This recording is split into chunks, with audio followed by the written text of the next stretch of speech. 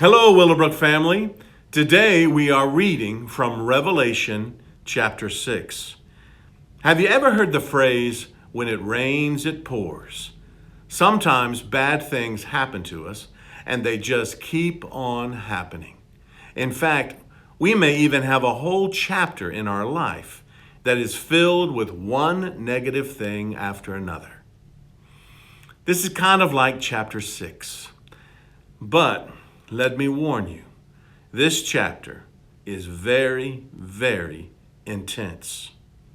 First, some background. God is holding a scroll, and only He can hold it. The scroll is filled with writing. In fact, it might be the only scroll in the Bible that was written on both sides. It has a lot to say, but scholars differ on its meaning. In biblical days, a scroll was often sealed with a section of melted wax. This scroll doesn't just have one seal. It is actually sealed with 7 seals. And we also learn in chapter 5 that only Jesus, the sacrificial lamb that was slain, is worthy to open the scroll. So chapter 6 begins with the lamb opening the seals. He will open 6 of the 7 seals in this chapter. Now, with each seal that the Lamb opens, something terrible happens. Most scholars believe that this is prophecy of future events. These first 4 seals depict a wave of evil that will be released upon the whole earth.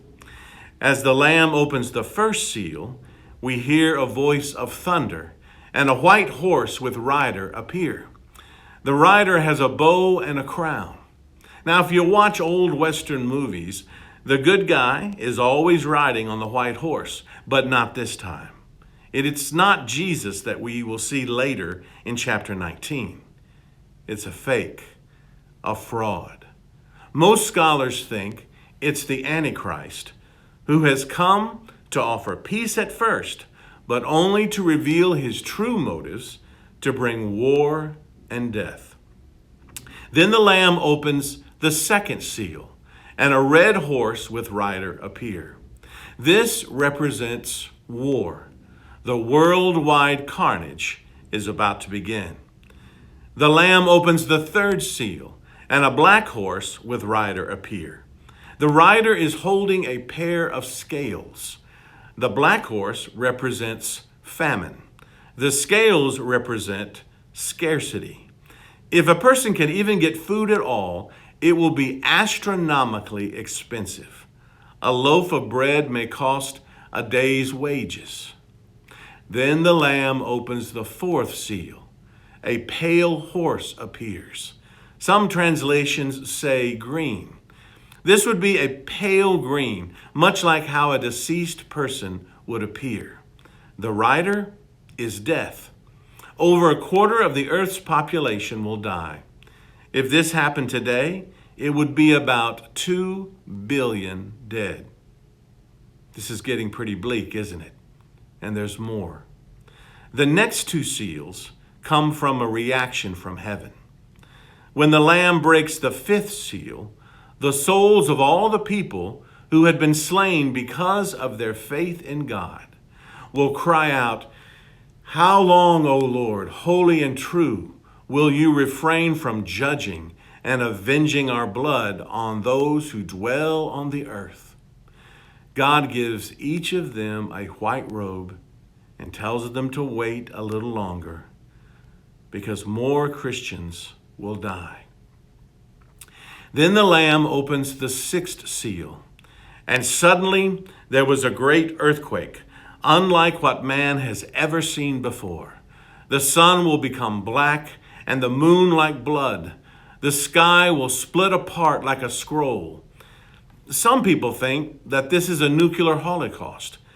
I really don't know, and I really don't know what it's going to look like exactly, but it will be sheer terror.